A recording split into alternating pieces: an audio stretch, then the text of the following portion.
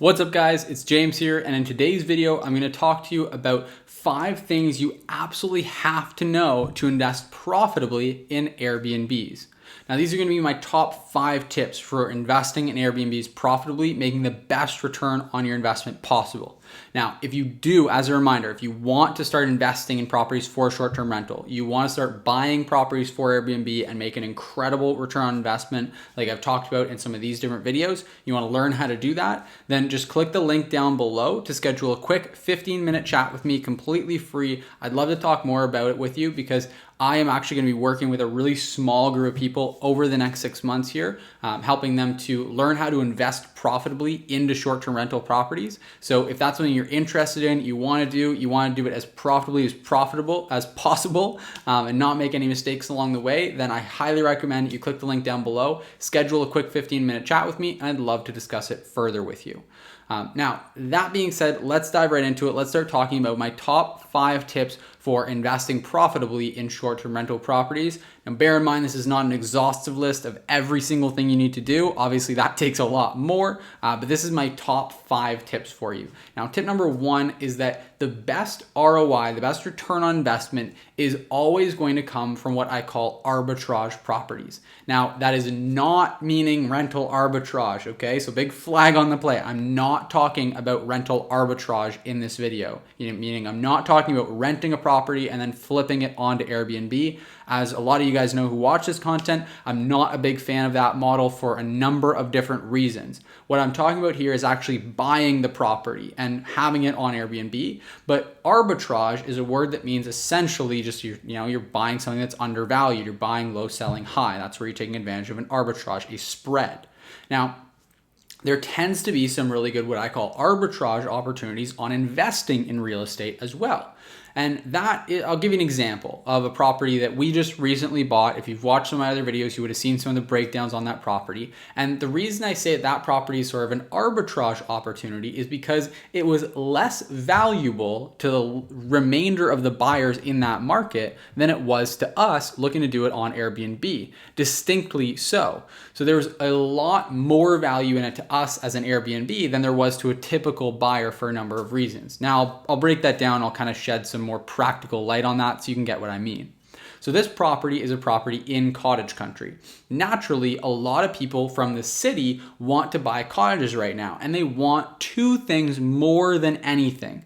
They want the property to be turnkey, meaning it's move-in ready. It's a cottage. They're going there to relax with their family. The last thing they want to do is take on a renovation, and they certainly don't want to have to deal with any kind of headaches and add more stress to their plate. They're buying this property specifically to relax. So they want something turnkey. Now, the other one is they want to be on the lake. Cottages are on the lake. That's kind of the thing with them, right? And a lot of people have boats or sea-doos or different things, and they want to be able to just dock it right at their property, right in their section of the lake. So they want to be on the waterfront. Now, for Airbnb, it's a little bit different. For Airbnb, we actually would love to buy a property that we can renovate because then we get to customize it for Airbnb, and we can use what's called the BRRRR strategy, where we actually are going to renovate the property, force the appreciation because that renovation forces the property to increase in value, and then we can do what's called a cash out refinance and effectively end up pulling our money back out of the deal so that now our down payment and renovation costs are back in our pocket. And if you're not familiar with this strategy, then again, I can talk to you more about it in depth if you want to schedule a call with me. It's a pretty awesome real estate investing strategy for long-term buy and holds. So renovating a property is actually great for us. And so this property that we purchased, having needed a bunch of renovations, was not desirable to a lot of the other people buying properties. As a result, it sat on the market, and as a result of that, we were able to get the property for about $100,000 under asking price. Now, bear in mind, this is a market, just like a lot of other markets out there right now, where properties are typically going for $100,000 over asking price. There's usually bidding wars. Things are up massively year over year. So getting a property for $100,000 under asking price is virtually unheard of. And it's just because we were able to find this deal that was a really good, what I call arbitrage opportunity. Now, the other part of it was the lakefront. Being on the actual lake, having waterfront right at your property is great for a cottage, but for Airbnb, it's actually not that necessary. No one who's booking an Airbnb is going to be bringing their boat or bringing their Sea-Doo to the property. Having lake access and a lake view is actually fantastic for Airbnb as well, because they might want to drop a canoe or a kayak in, and having that beautiful view would be really nice.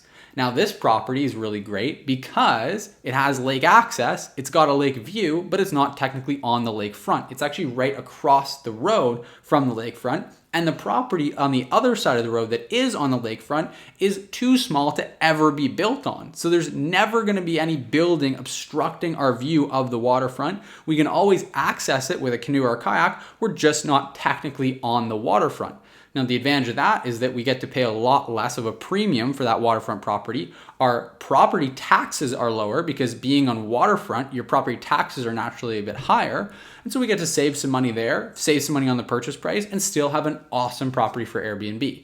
So that's tip number one, is that the best return on investment is going to be finding properties that aren't as desirable to the rest of the people buying them, but are uniquely valuable to you investing for Airbnb.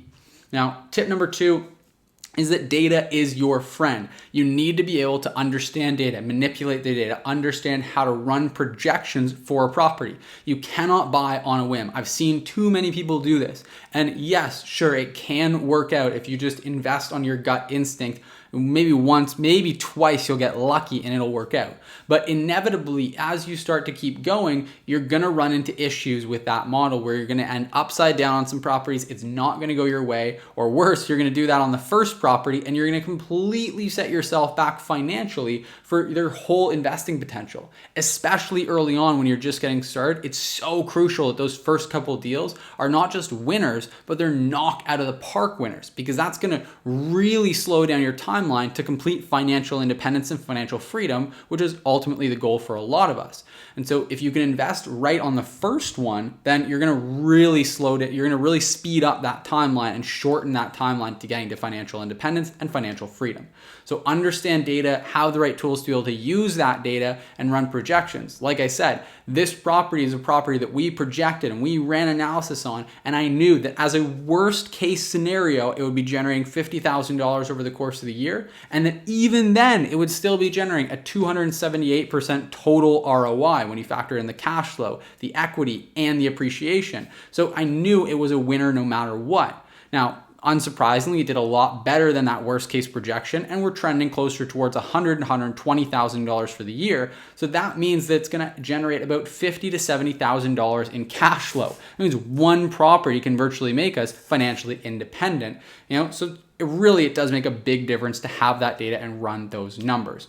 Now, my third tip is that in general, now this is a rule of thumb, this doesn't always apply, but in general, more bedrooms will equate to a better return on investment. Now, the reason for this is simple. You don't generally pay $500,000 for a one bedroom and then $1 million for a two bedroom. The increase in price on buying a property after bedroom number one is not proportional, right? It keeps decreasing. So you might pay $500,000 for a one bedroom home, but only $600,000 for a two bedroom home.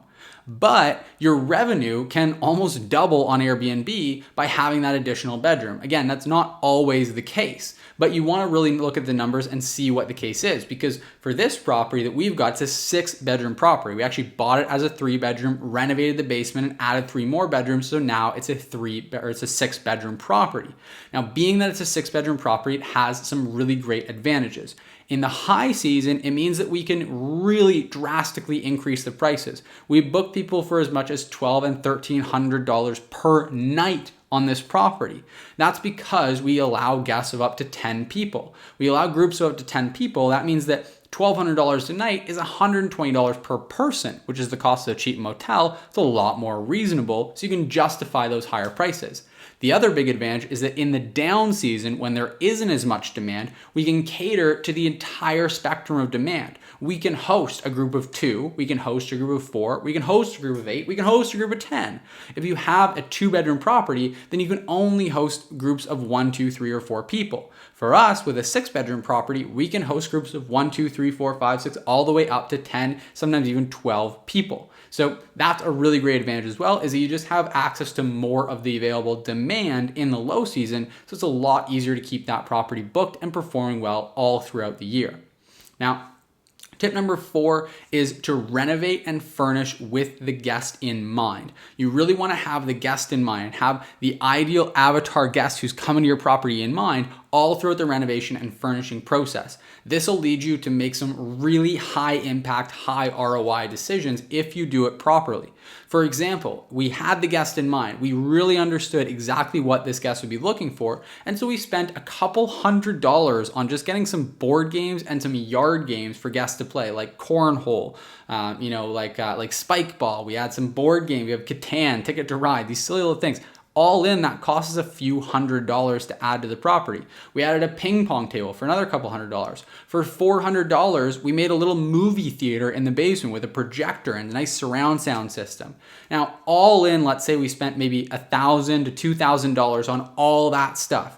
All that stuff is driving massive bookings. It makes our property way more desirable than the other listings that are available in the market right now. So as a result, that's going to lead to thousands of dollars in additional bookings and a premium that guests are willing to pay to stay at our property over other properties.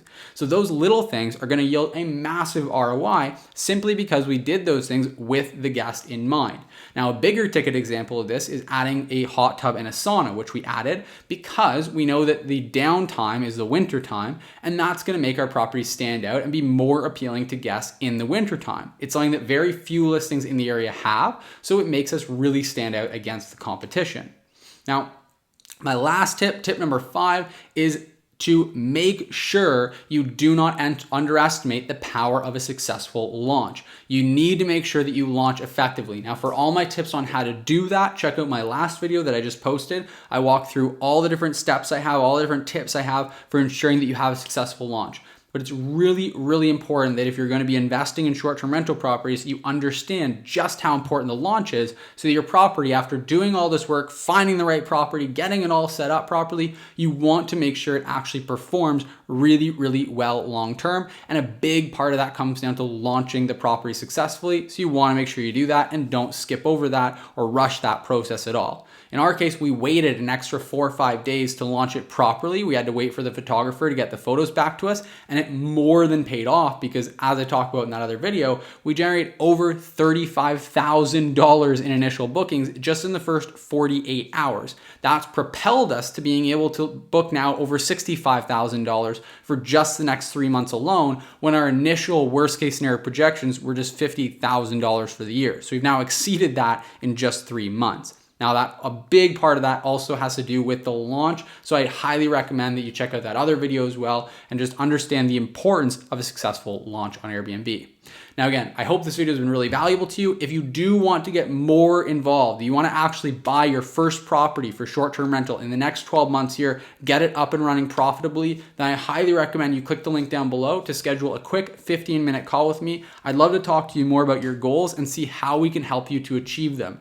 And I'm working with a really, really small, intimate group of people over the next 6 and 12 months here to help them invest profitably into their next short-term rental property. So whether you've never invested before, you don't have any experience, or you have experience and you're just looking to level up your portfolio, level up your performance, then I highly recommend scheduling that quick chat with a link in the description down below. And I would love to talk to you more about how we might be able to help and work together.